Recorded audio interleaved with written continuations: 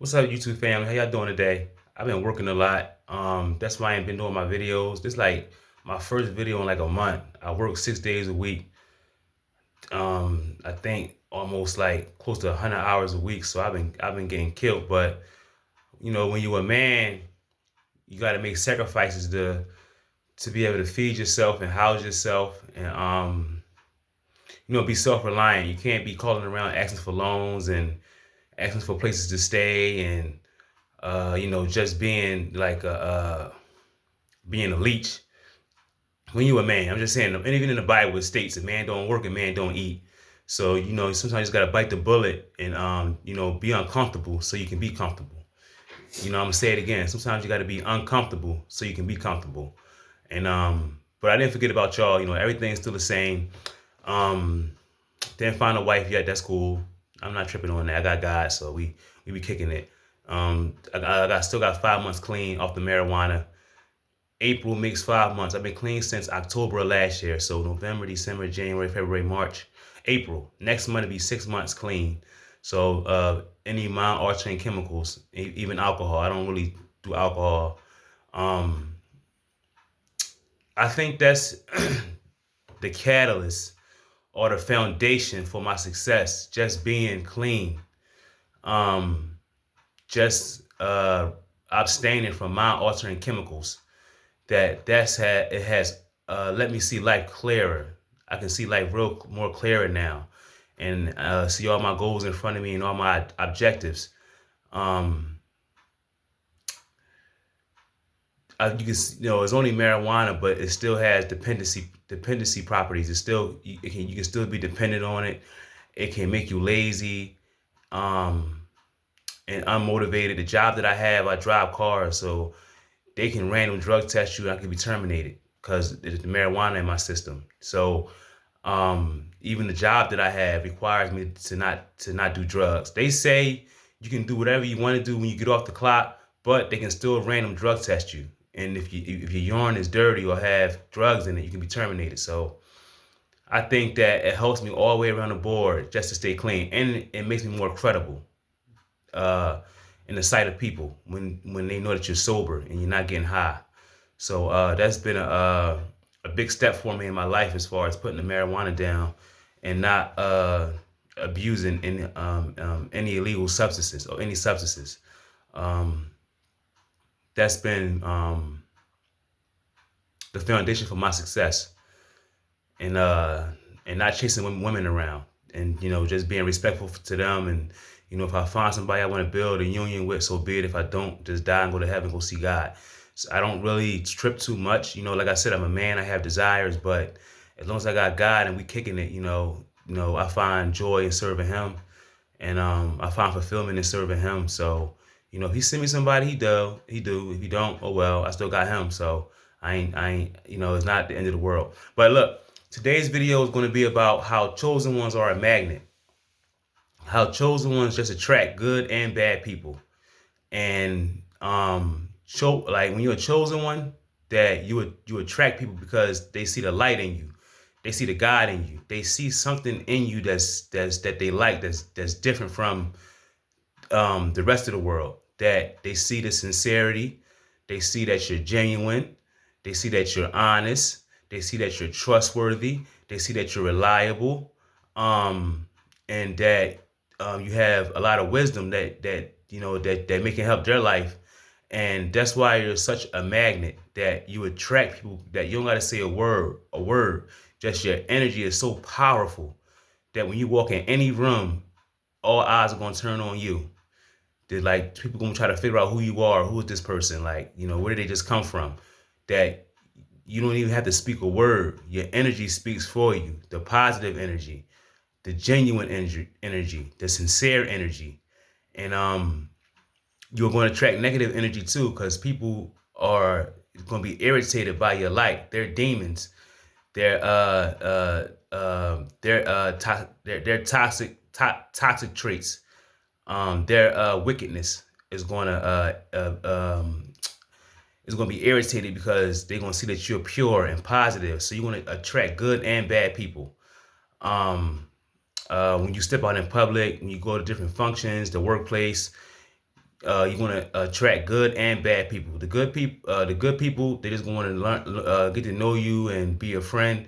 The bad people gonna be trying to tear you down and discredit you. But as long as you got God, He's gonna give you the discernment to see who's who, what's what, and who you should stay away from. Discernment is very powerful. That's a gift that's given to you from God. Discernment. Discernment is being able to see through all the lies. That somebody can be telling you something, but you can see who they really is. That's discernment. So I'm just give you an example. So look, I just started this job, and um, my first 2 days, I'm gonna just tell you what happened. Let me just tell you everything that happened. My first day, my second day, I brought my lunch. Bologna cheese sandwich, probably some crackers, a little Debbie cake, maybe water. Um, and when I got out the car, I think they used the bathroom. And I got the car to use the bathroom, and I returned to the car, and all my lunch was dumped all on the floor, all on the car, in the van, all on the van floor. My lunch was scattered all over the car. And I asked, like, well, how did that happen? And the driver said, oh, we hit a bump, and your lunch came out. Really, I knew that somebody, that's impossible because I had the bag sealed. So somebody opened my bag and dumped my lunch all on the van floor. So now, a regular human, a regular person would snap. They would want revenge. Um, they would black out. But you can't do that in the workplace. It's a tactic. My reaction was to get aggressive with the people that's in the car. So now what would they do? They would go to my manager and say, Michael's being aggressive. He's threatening me. I don't feel safe. Now I'm fired. You understand? It was a tactic to raise my level of aggression so it can be used against me. And I can be and ultimately be terminated. Always remember, revenge belongs to God. It's written in the scriptures. You don't take revenge. Revenge belongs to God. He's gonna take care of that. He knows what happened. He sees what happened. It's a bologna and cheese sandwich, a fucking apple and water and shit. Replace that shit. What you gonna get in somebody's face for that, or punch him in the mouth for that, and lose your job for? And I'm not gonna go to my manager and say somebody dumped my lunch on the floor. I know fucking kindergarten. I know fucking 6-year-old, 7-year-old. Suck it up. And just understand next time, whenever you exit the vehicle, just take your lunch with you. I'm not about to text my manager or go tell my manager, hey, somebody dumped my lunch all on the floor.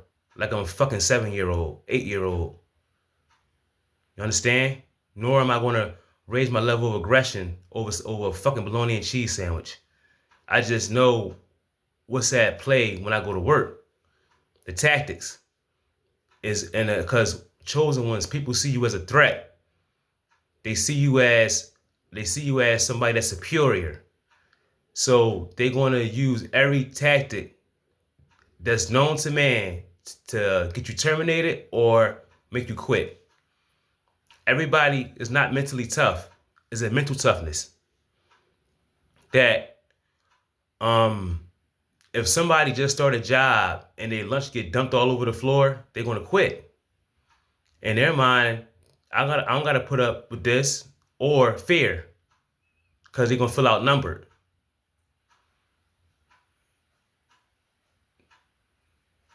Fear gonna set in. They're gonna feel outnumbered. But when you a chosen one, you don't fear nobody.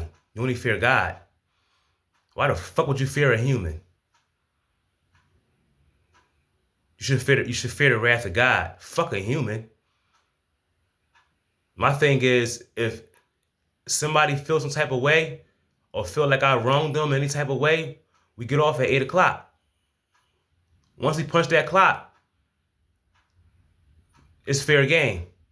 When you hit that clock for punch out for the day, and I start my way home, that's fair game. We don't gotta argue. We don't gotta argue a fight on company time. If you feel as though I did something wrong to you at 8 o'clock when I punch that clock, you make it right then. That's all. Make it right. Win, lose, or draw, or die. This is what I was taught. Once you're prepared to fight, you better be prepared to die. If you're prepared to fight, you better be prepared to die. Any fucking day, man, I'm ready to go home. Go see my king on his throne. See him in all his glory. And go hang out with him. I don't want to fucking stay here. I've seen enough. Lies, murder, wickedness. Why the fuck I want to stay here? I don't care about money. That shit expire. It's fucking paper. I don't see no happiness in that. My happiness coming in glorifying God and making him happy. Because I'm flawed. I'm a fucking sinner.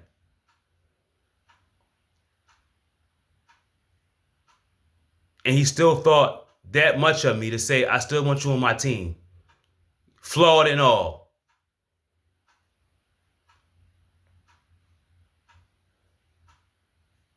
So my happiness comes in serving God and Jesus Christ. My happiness doesn't come in sex. It doesn't come in money.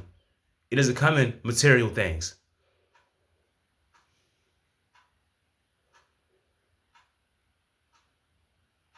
So yeah, I let that incident go when they dumped my lunch all on the floor. So now that's what I do. I'll work their fucking ass. Come in hour early, 2 hours early, stay late, never call out, come in on my days off, run circles around them. Why? Because I'm not trying to sleep with all the women that I encounter, and I don't get high. So I'm full of energy. The energy is not being released in the conventional way as far as ejaculation or as far as giving my energy to multiple women or mind-altering chemicals. So I'm full of energy. That energy is just sitting there, ready to be released. So what I do, I release it in the workplace by being available and giving the company everything I got. And people may say, oh, the company just using you. My fight will never be with the company. Of course they use us. Of course they use us. I signed up for it.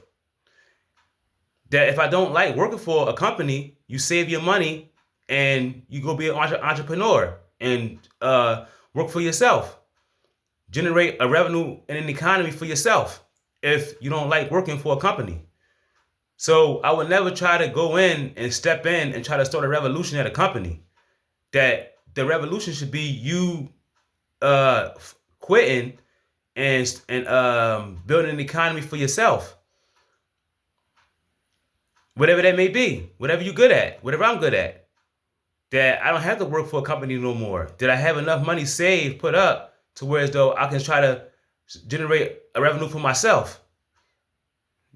But in the meantime, I got to work for somebody. I don't have the resources to generate a revenue for myself. And that's fine. As long as I'm being productive and I'm being able to feed myself and pay my bills and being a positive role model to anybody I encounter when I'm at work or out of work. That's it.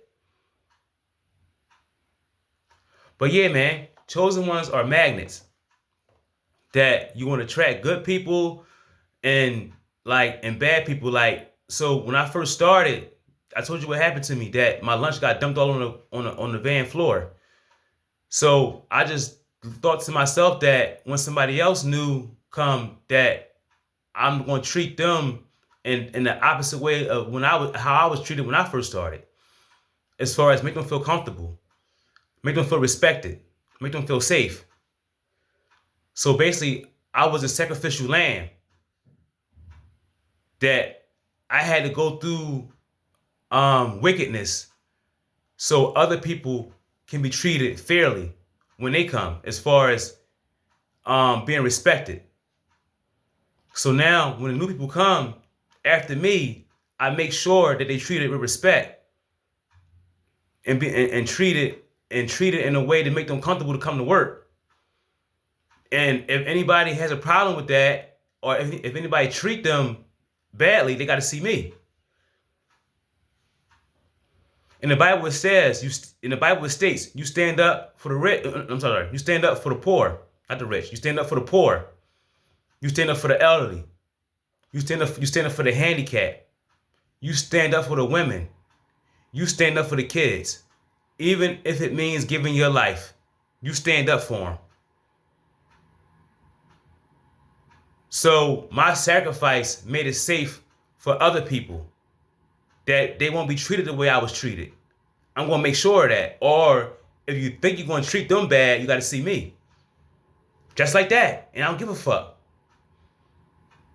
Fearless. Every day I step out my fucking door, I step out in a fearless manner.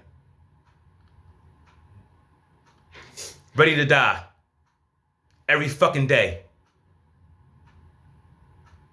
That you're not going to treat people bad on my watch. Not why, because if I'm just witnessing it and not saying nothing, then I'm a part of it.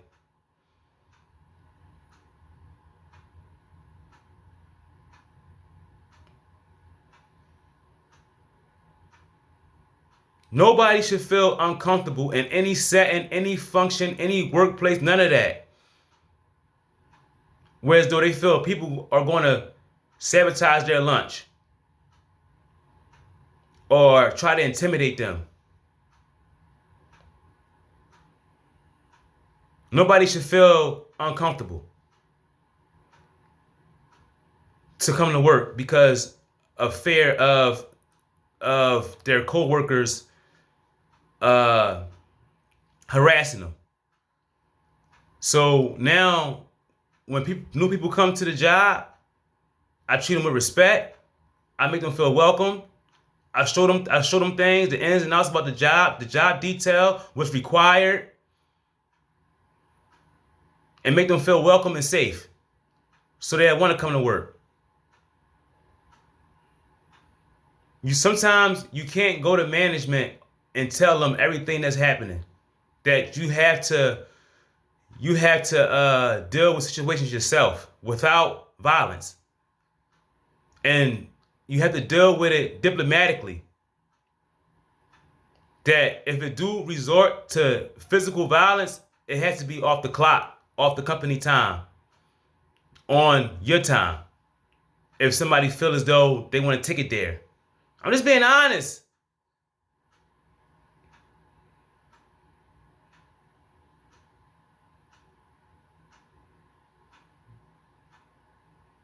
Because you still want to keep your interests intact. I have interests to protect. So I'm not going to be violent or aggressive at work. I see you off the clock. A fucking whatever, 1,000 yards away from the location where I go make my money and make a living, to where they know nothing about it. If somebody really feel that I did something wrong to them, but in the meantime, you show respect, you do what you're told, and everybody's happy. You get a paycheck, you get to pay your bills. If you don't like the job, quit and save money to be an entrepreneur and go to work for yourself. So that's when it comes. That's what it's about. Chosen ones, that we stand up for people. If we feel as though somebody trying to be bullied, that you see that as a bully, you stand up for them, and you challenge that bully. You challenge him. I learned this from Nipsey Hussle, man, the slain rapper, activist Nipsey Hussle. Humans are controlled by fear. But when retaliation is imminent, all that bully shit stop. So let me break that down in simplest terms for you. Once a bully know that you're going to fight back, that all that bully shit stop. But if a bully knows that you're afraid and you're intimidated, they're going to keep on bullying you. Right? But yeah, man, when you're chosen, when you're a magnet, you attract animals too. Animals love you. The kids love me. Little babies, they always looking at me, pointing at me, because they can sense the fucking energy. They can sense the positive energy. that this guy's positive. He's somebody. And not somebody in a condescending way. Somebody that's very fucking humble. That has a lot of humility. That'll lay their life down for you. That way. I'm always prepared to lay my life down for people like Jesus Christ did. Because he inspires me to do the same thing he did.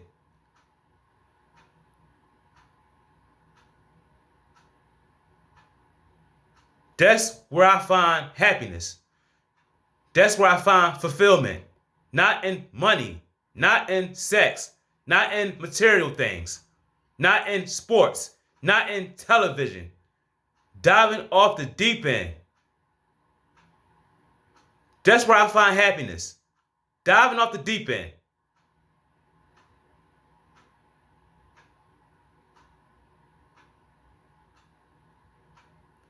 But when you're a chosen one, you attract so many things because you're an anomaly. You're so different from what people are accustomed to knowing. And they want to figure you out. So you're going to attract good and bad people. But you still have to be who you are no matter what. You walk alone. You stand alone. You don't follow the crowd. You don't follow the sheep. You follow your own path. What makes you feel comfortable.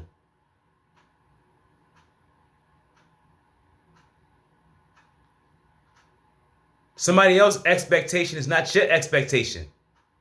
God made you uniquely different.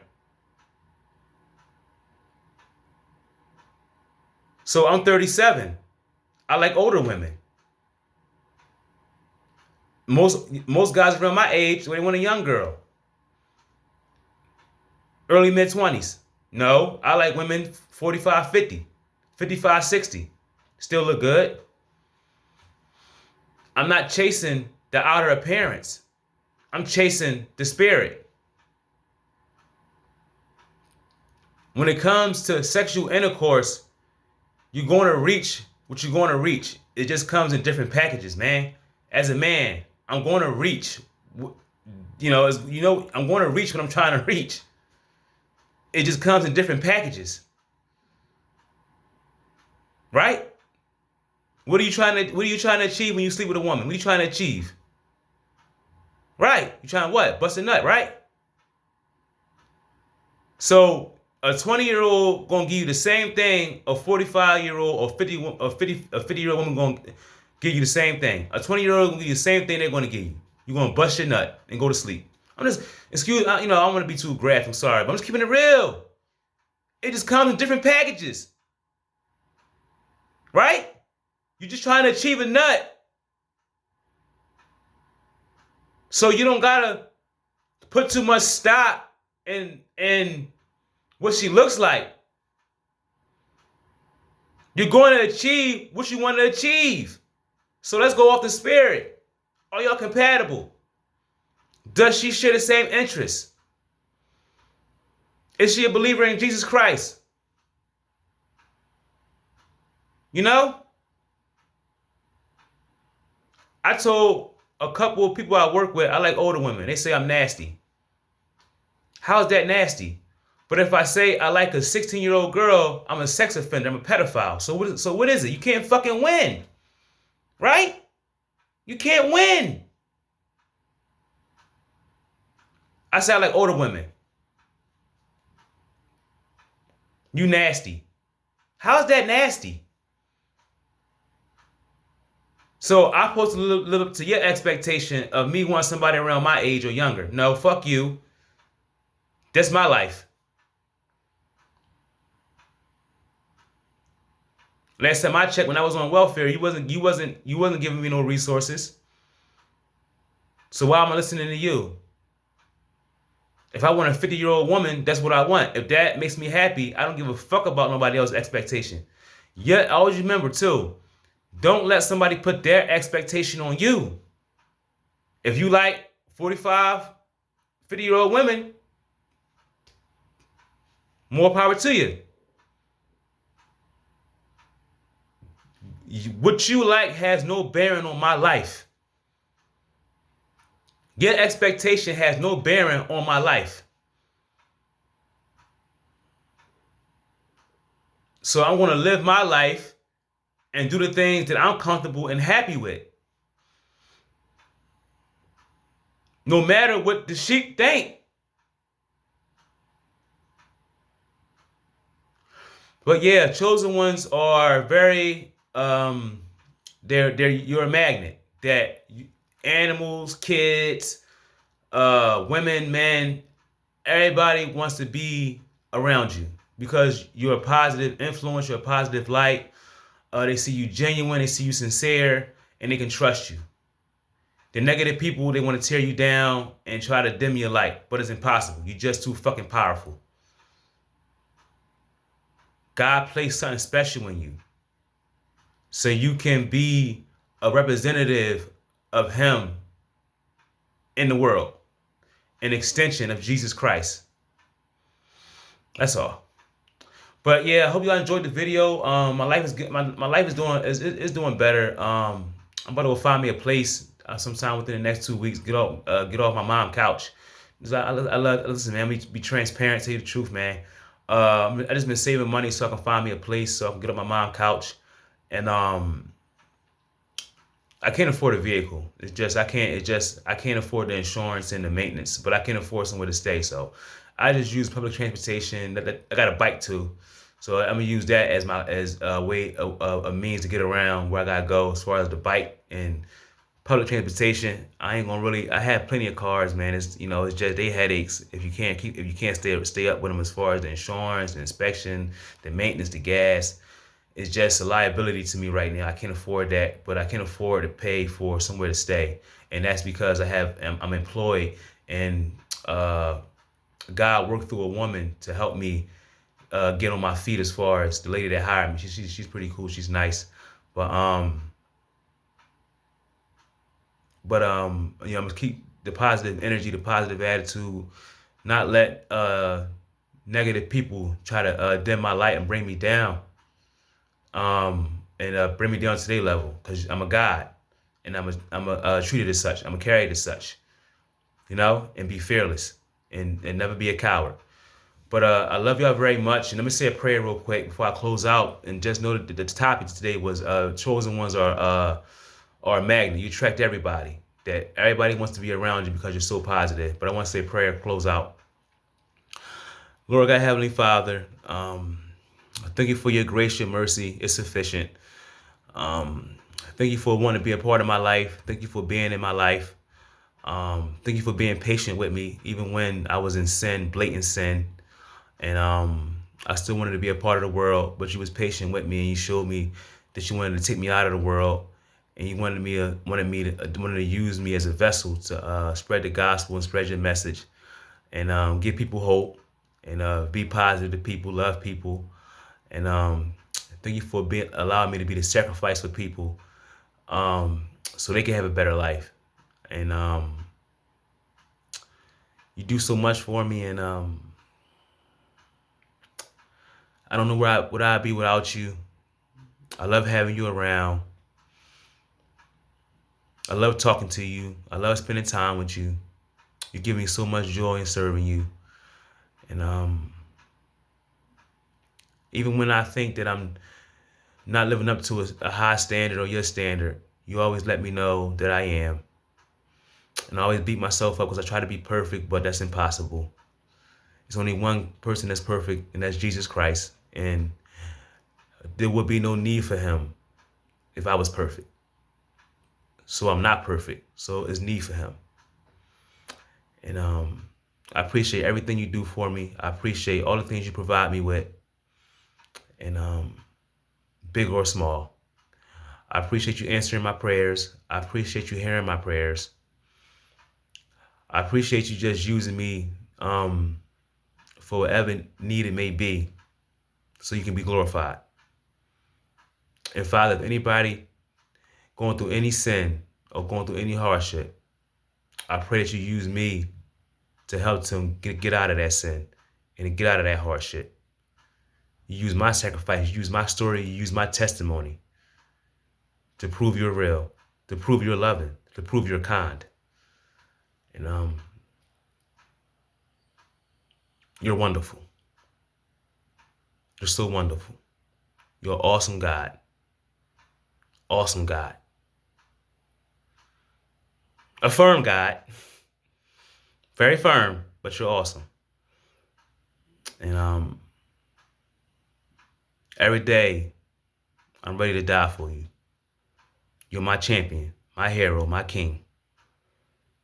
Any second, I give my life for you. Any day, any hour, without hesitation, to prove my allegiance. I love you with all my heart. In Jesus Christ's name, amen. And that prayer is for y'all too. That's how powerful God is. He gives me so much joy. But that's the video for today. I love y'all very much. Put God first. He'll do the rest.